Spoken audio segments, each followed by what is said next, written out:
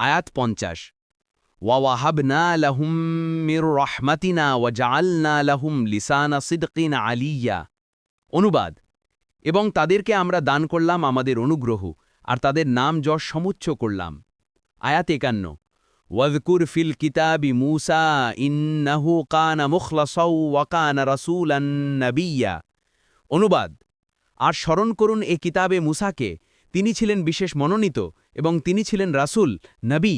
তাফসীর 1 নং ফুটনোটের বিবরণ।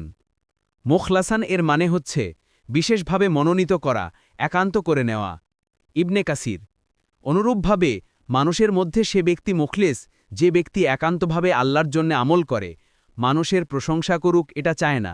ইবনে কাসির মুসা আলাইহিস সালাম এ ধরনের বিশেষ গুণে বিশেষিত থাকায় মহান আল্লাহ তার কাজের পুরস্কার স্বরূপ একান্তভাবে নিজের করে নিয়েছিলেন।